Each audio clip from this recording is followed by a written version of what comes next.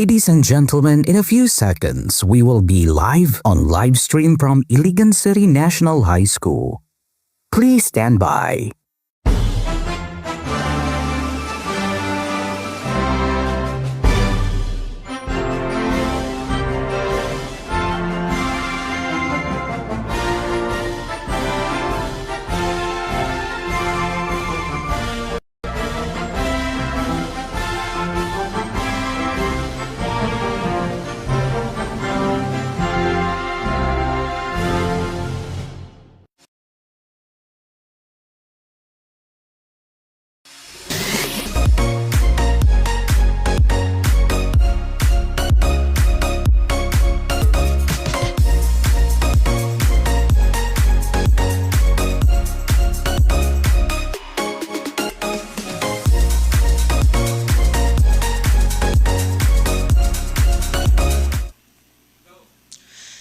Bago pa man umilingaw-ngaw ang kanyang boses sa gitna ng unos, umilingaw-ngaw na ito sa puso ng mga nailigtas. Hinamon ng bagyo, hinubog ng paglilingkod, at pinatatakbo. Buhay. Magandang hapon sa inyong lahat, City Hyans, at maayong adlaw, Iligan City. Welcome sa ICNHS Spotlight, kung saan binibigyan diin ang boses at kwentong mahalaga sa ating komunidad. Ako, si Mark Novilod, ang host na araw na ito. Kasama po natin ngayon at magiging makakwentuhan ngayong hapon ang isang taong handang pumasok sa bawat oras at sa bawat unos, umunawa ng bawat tawag ng saklolo at gumabay lalo na sa kabataan na nais na maging bahagi ng paglilingkod sa bayan. So without further ado, let us greet the registered mechanical engineer, a dedicated member of the Bureau of Fire Protection, and a true hero during Typhoon Bashang. Please welcome our very special guest, Fire Officer 1, Rayjon J. Encaliado. So sir, magandang hapon po. Welcome po sa ICNHS Spotlight. At maraming salamat po sa paglalaan ng oras namin dito ngayon. Maraming salamat po talaga. And also, kumusta po ba kayo, sir? Ano po yung mga thoughts mo dito na nakapunta po kayo dito sa Radio City High upang makilahok sa aming podcast session na ito? Okay lang po. First of all, I would like to give thanks to ASEAN's Spotlight for inviting me here and giving me opportunity to share my expertise, my profession as a firefighter here in Iligan City. Okay, so thank you very much, sir. So, sir, for starters, sir, pwede po bang ipakilala nyo inyong sarili sa ating mga viewers ngayon kung sino po ba kayo, ano po ba yung background nyo, at ano po yung naging inspirasyon nyo, bakit po kayo sumali ng Bureau of Fire Protection po? Okay. First, I am Fire Officer 1, Rayjon J. Encaliado. I'm mechanical engineer by profession. Entered Bureau of Fire Protection last 2021 during the COVID time. So at that time, nainganyo ko na masulod sa Bureau of Fire. So that time magud is medyo ang Bureau of Fire magud ang pinaka active gyud sa COVID, di ba? During sa mga rushing sa mga medical response kay medical concern magud tong pandemic. So mura og gina-look up nako sila ba as then before good gusto gina ko mosulod sa main uniform. Although skill ako as engineering akong course, pero every time ako kita ko mga main uniform is murag something murag na attach ako ba. And then so what question?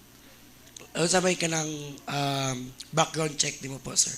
Like, imong imong family, pila mo kabuok? Family, we are 9 siblings in the family. My papa is farmer po ng papa no, and then akong mama is housewife. Ang mostly po sa mga is professional po. So napo ko igsoon sa PNP SWAT and napo ko duha ka teacher na magulang and napo ko manghod na electrical engineer po. Wow, so dira na to diyan talaga makikita yung nasa pamilya talaga yung sipag talaga, no. So sir, ang dami niyo na pong na-experience sa rescue operations at community service. Ano po yung pinakaunang inspirasyon niyo na gustong maglingkod sa bayan dito sa lungsod ng Iligan City? Like, paano niyo po ba na sa isip na gusto kong maglingkod ng bayan, gusto kong tumulong sa mga tao? Before din ako sugda, no, I would like to acknowledge our city fire marshal as Fire Superintendent Jack M. Biguil. Siya ang father sa fire Iligan City Fire Station. So acknowledge din ako si Sir Biguil. Maayong hapon, sir. And your question about the sa How did you paano po naisip mo nga paano mo po naisip na tumulong sa ibang tao o maglingkod sa ating lungsod ng Iligan? Yeah, it was my dream to serve the people. At the same time, have a decent job to enter the Bureau of Fire Protection. Siyempre mas stable yung work, at the same time lang nakasa service ba. So naka-help ka, at the same time gina-feed nimo yung family. Mo man na inyo ang bread and butter bito. So mo na siya. Okay, thank you very much, sir. So sir, bilang isang rescue at fire safety inspector, ano po yung mga project o program na proud kayong may patupad o nasimulan nung kasagsagan ng bagyong Basyang? During the first night sa pag-landfall ni Basyang, before to siya we are already prepared na sa Bureau of Fire Protection as isa sa first responder na agency sa Pilipinas. So that night, we are preparing our equipment, can be used in sa rescue. So most probably at that time mga 12 AM yata to. So we were dispatched sa flood sa Barangay Mayahay at that time. So motonta naka-rescue yung mga elders, mga bedridden na mga kuan na dili na makakayog lakaw. So mong gitabangan para ma-evacuate. Wow, so grabe talaga yung preparedness nyo, sir, no? Sir, many are interested to know, ano po yung biggest challenge na na-encounter nyo sa trabaho bilang rescuer during the typhoon? At paano nyo to hinaharap? As I mentioned no, sa naitabo atong first night, so pag sulod pa lang na mo daan sa area sa certain sa Barangay Mayahay, is taga diri na ang tubig yun. So sulod na mo, na mga residents dito na nag-ingon na, sir, na diri ang mga kailangan i-rescue na to. Oban na nasa ilang atop sa balay. So ang challenging na part naman to is pagbalik na mo is nisakan ng tubig. So na diri na, at the same time mas taas og current ba. So challenging ito sa mga na nag-lift me og mga evacuees samon tatong masakiton na. So dili na siya kaya makalakaw. So bugat gyud siya, at the same time grabe current sa tubig. So para sa ko is marag nang risky na gid na situation. So possible na makuan yung mong kinabuhi kung gamay yung sibyat panggit siya kanang Risky. life threatening Yes. siya na situation. Yes. Grabe no yung current yung baha na yun sa time na yun na na-challenge po kayo is malakas po yung agos ng tubig. So napaka-challenging talaga at napaka-hirap lalo na sa mga elder at yung mga nakakatanda na may karanasan. So syempre mahirap. 'Di ba, sir? And isa po kayo sa mga unang humisponde po, sir, sa mga emergency calls. Pwede nyo pang ipaliwanag kung ano po yung goals ng inyong team at bakit po ito importante ang yung mga emergency calls po natin. Of course no, sa Bureau of Fire Protection and the other agency po sa ato mga uniform personnel, mga rescuers, isa lang gid atong goal is to save lives, and if pwede ma-save ang properties is gina-save gyud na namo. So muna atong main goal. So it's either risky ba na siya na button or dili. As long as kaya na to mag-save og kinabuhi is ato gina siyang button. Yes. Mo na ato ang gisumpaan na tungkulin sa during pagsulod na to sa main and uniform. Thank you very much, sir. Grabe ka inspiring. Sa tingin niyo po, sir, ano po yung dapat mas bigyang pansin pagdating sa mga disaster, sa disaster preparedness na yon? Especially ngayon na iba na ang environment ng mga kabataan simula nung pandemya. So ano po ba yung talaga ang kaibahan ng mga disaster preparedness noon at ngayon po, sir? Sa pagkakaroon magod as among na-observe is ang mga tao is grabe kanang linyet na kayo sa mga situation ba. So first na mo na-observe is kanang during sa na mga advices sa evacuation, mostly gud sa among nakita is dili sila mag-evacuate because kanang hinira daw, kanang feeling nila is kanang mawala ra daw ang ulan. Although na niya mga advisories sa CDR mo ba na mag-evacuate na, dili sila mag-evacuate until sa time na abot na rin ang baha. So it's too late na rin para mo decide na evacuate niya, lisod na ang situation ba, taas na kayong current. So munang lisod po sa muna part sa as a rescuer. Okay. Thank you so much, sir. Diyan talaga yung difference talaga, iba yung noon na alerto. In addition din isa pod sa mga nakalimtan to sa kuan is kanang mga go bag bitaw sa itong mga balay.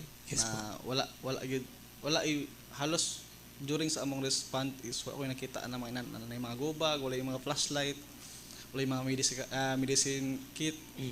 So isa po na sa akong nakita na diyon relax gigan tao during sa mga emergency na unta mas gamay lang unta ang i-rescue ng mga tao, mas daghan na noon kay dili mas lang mag-evacuate sa early kon ba kanang preemptive na evacuation, Which becomes very challenging na dayon, yes, sir. yes.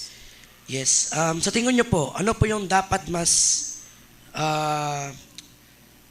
okay. So let's extend our discussion na naman po sa mental health. Bilang public servant, paano po ba kayo nakikipagtulungan para masuportaan ang mental health awareness sa mga kabataan, lalo na sa mga natutrauma ng bagyo? Okay. Sa mental health is para sa ko is kanang nabo ko yung knowledge about gamay sa mental health. Mental health is a disease mo dyan. So we can't kanang pwede mo conclude na kung na siya kanang dapat pwede na to i-pray na or kung siya lisod ang situation kung na yung mental health ang tao. So during sa baha ang trauma gid sa tao is kanang digid siya lalim.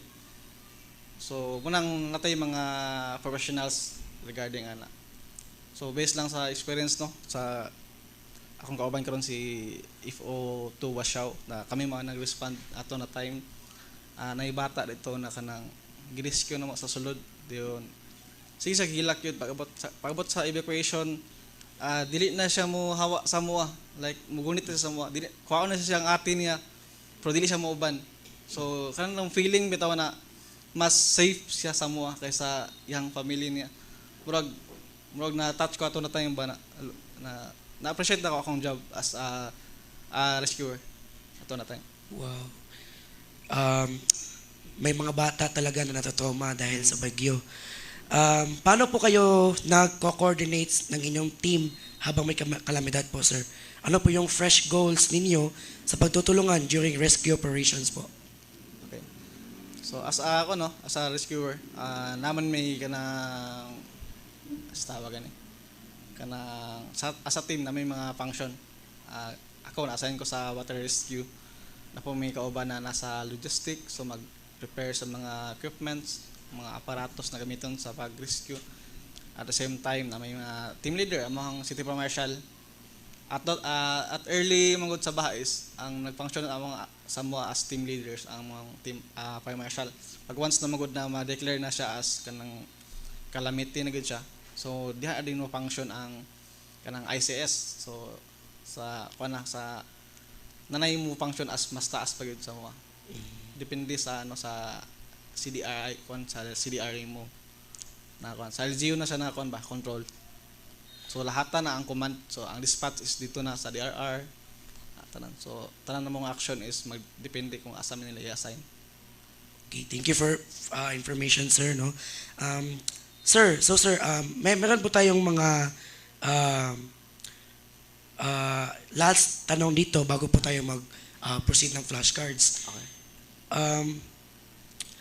Kasama po kayo sa mga rescue missions, di ba po, sir?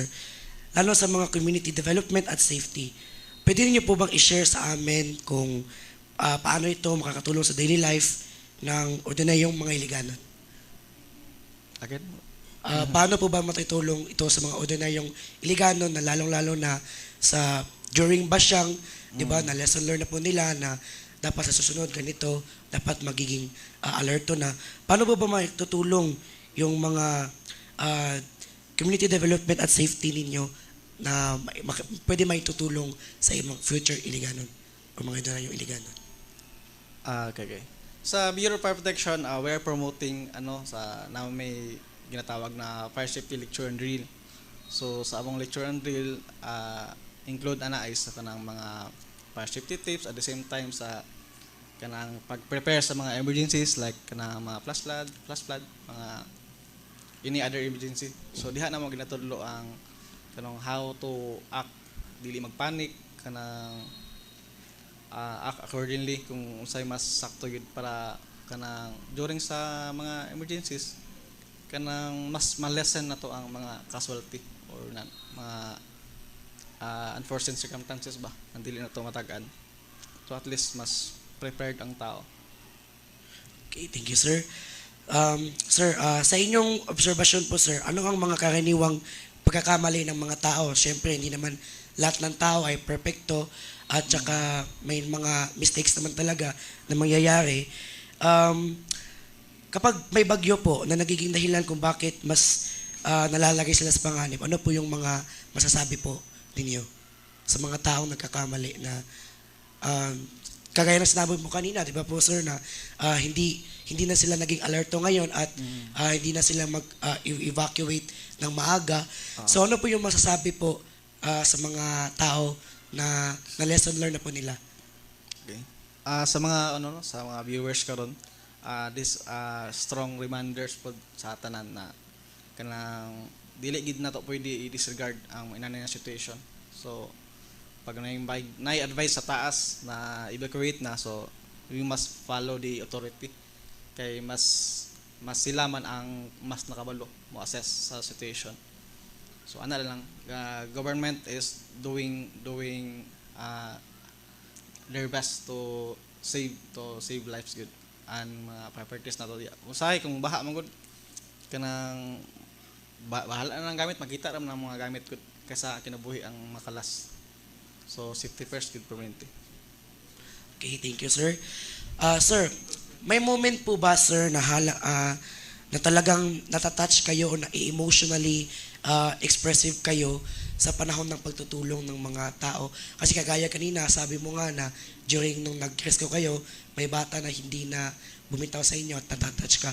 May mga moments po ba na mas mabigat pa nun o mas yung na-express mo talaga yung sadness mo na dapat ma-inspire ka na tumulong sa ibang tao sa susunod?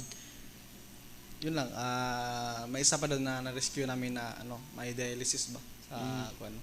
So he can't able to walk yun. So amo gi siyang gi-left.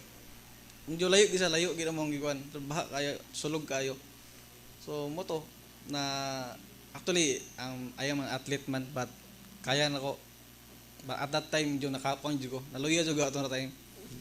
So ito na challenge anad ko ano man anang aswat gid bugat pero ato na time is nahurot gid akong kusog ba. Kapag ugma gina ko na feel pa na ko ang gakapoy gid sa rescue operation na walay tulog ano bitaw. So mo to na challenging pero as part sa mong job na mutabang og tao. So ana lang padayon lang yapon. Okay, thank you very much, sir. Sir, ano po yung mga pinakamahalagang aral na gusto niyo ibahagi sa publiko tungkol sa disaster preparedness? Lalong-lalo na po na based sa mga other Iliganons na hindi na daw nila gusto ma-experience yung bagyong Basyang. So ano po ba yung ma-share mo na tungkol sa disaster preparedness po? Okay. First ang baha magyud is inevitable man gina siya. Dili gina siya predict o matagaan nato kung sa maabot. And of course sa mura og kulang lang kita og kanang flood control sa atong city, kulang siya. Munang ang baha is dili gyud sa malikayan. Pero in terms sa preparedness, first kung naibaha, na mga evacuation, so i-check na to kung asa atong evacuation area, kung asa ka na barangay, asa yung evacuation. Dayon always prepare gubag sa inyong balay. So kabalo man gud taon sa imong susud gubag. Kompleto na siya, na yung mga flashlight, battery, mga food na kaya na to mag-sustain og pila ka days na mabuhi ta. And follow advices, follow the authority. Kung unsay sunod lang kita kay mas kabulo man gid ang government sa ato. So maro to. Okay, thank you very much, sir, sa information, lalo na kung paano na sa susunod na hindi na magkakamali yung mga tao na during paparating na yung bagyo. Sir, bilang isang mechanical engineer at rescuer po, paano nakakatulong ang inyong technical knowledge sa actual rescue operations po? Okay. In terms sa mechanical engineering na course is medyo dili kay siya sa rescue kay in terms sa rescue is more on physical man siya. Yes po. Physical. Pero in terms sa prevention is gamit kayo ang akong profession sa prevention. As of now, I am a fire safety inspector sa Iligan City. So isa ko sa mag-inspect sa every building diri sa Iligan na may mga permits, business permit. So among purpose sa inspection is check ang integrity sa building, fire safety, mga proper exits. So in terms of emergency, asa unsa ilang buhaton, asa sila moagi. Di lang baha apel na mga linog, sunog. So tanan emergency. So isa pod ko sa ga-implement ga-implement ana sa diri sa Iligan.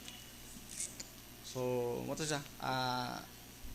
Gamit kaya akong profession good sa BFP, sa Bureau of Fire Protection. Wow. Very kayo, sir, very inspiring kayo na mga things na that you balance the things between sa mental, sa physical na mga bagay. At next naman natin ngayon, sir, ay bago natin may katanungan po ako dito na ano po yung nararamdaman niyo po tuwing may natulungan kayo o nailigtas kayong buhay, lalo na po na sa bagyong Basyang, di ba, na napakalaki ng baha, napakalaki ng tubig. Ano po ba yung pakiramdam niyo na successful yung mga operations niyo? Wala naman po mga casualties, di ba, sir? Wala naman pala mga casualties. Meron casualty sa bagyong Basyang. If I'm not mistaken, 3 or 5. Dili lang ko sure. So, kanto sa mga uban na sa bukid pagikan na anod sa baha. So, ano po yung feeling mo, sir, na naka-rescue po kayo? Yung feeling na successful yung operation ninyo po? It's an honor to save lives good. Lahi ra ang feeling na kanang naka-help ka to extend sa lives sa others dito na sa luwas nimo sila na instead na kuan kaysa kanang overwhelming ba sa amo na part sa kuan na part na as a responder, as a rescuer na kita kang kog opportunity sa Ginoo, of course sa Ginoo na kanang gibotang ko ani na trabaho na makaluwas og kinabuhi sa uban. Well, thank you very much po, sir. Bago natin next natin is yung pakulo po natin. Bago na po yun, mayroon po akong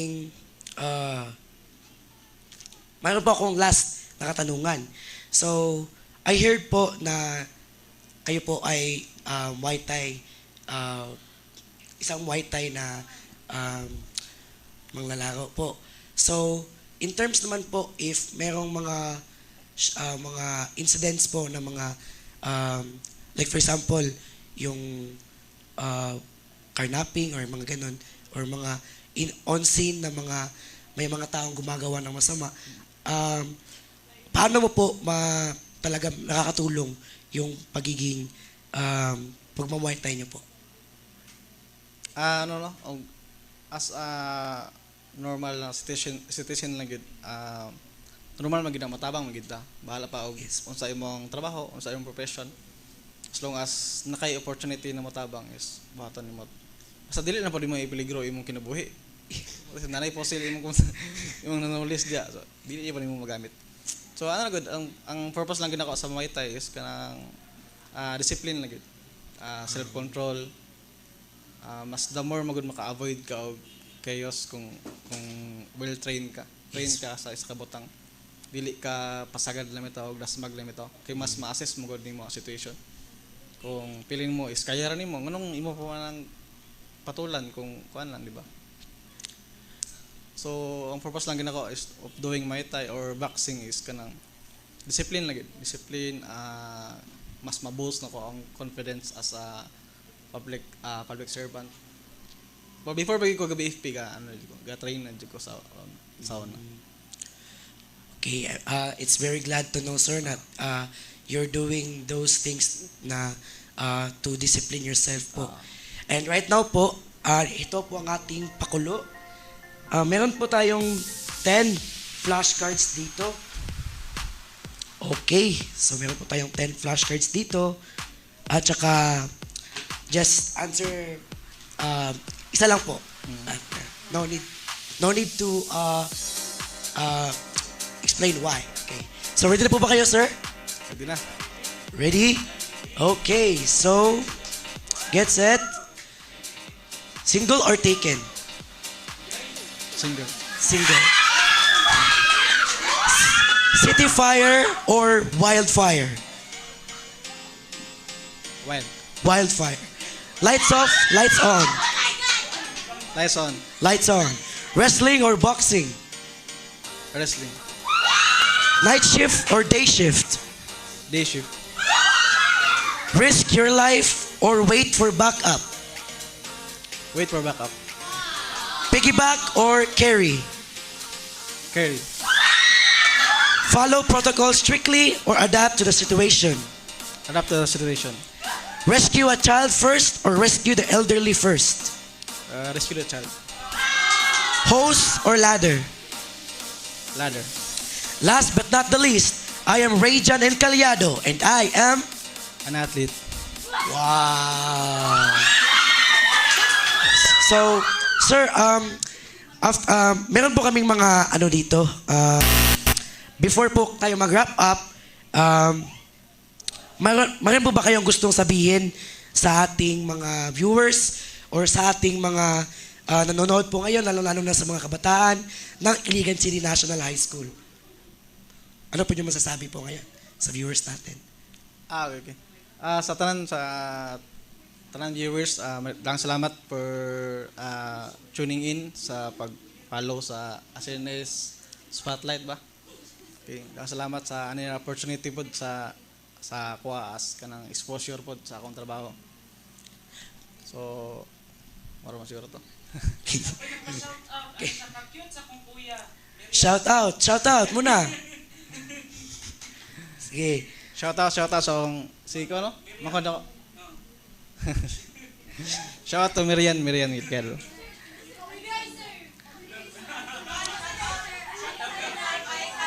Meron bang mga shout out dyan sa ating mga viewers? Kasi akong shout out? Grade 12 Alexandrite. Alexandrai. Yes po, grade 12 Alexandrite. Shout out grade 12 Alexandrai. Sir, last question po before to wrap it all up. Can you give us a final tip or a final ano po yung maisasabi niyo po sa ating mga Iliganon, lalo-lalo na sa panahon ng mga trahedya at lalo-lalo na po sa panahon ng mga kalamidad po. Any tips po sa ating kabataan, mga elderly people, mga tips po? Okay. To all Iliganon, I know na dili na lingyod ang atong nagian karon sa Iligan City sa Bagyong Basyang. Stay strong. The Bureau of Fire Protection is still ready to respond in any emergencies. Ready to mutabang tanan sa pwedeng matabangan. And to all the students here in Iligan City National High School, Yes. padayon lang. Ayaw mo pag-focus lang about sa academics. Try another mas mag-improve pa mo kay kanang kumbaga sa trades bitaw pursue excellence and success will chase you. So kanang just do your best in everything. So alam mo pag-focus lang pa kayo sa academics kay makadepress na.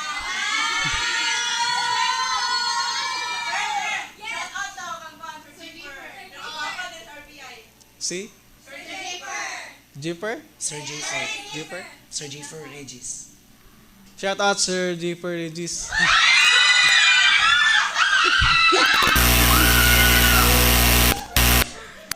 Sir, maraming salamat. Maraming salamat po talaga sa paglalaan ng oras po natin ngayon at sa pagbibigay ng mahalagang inspirational messages and inspirational insights po.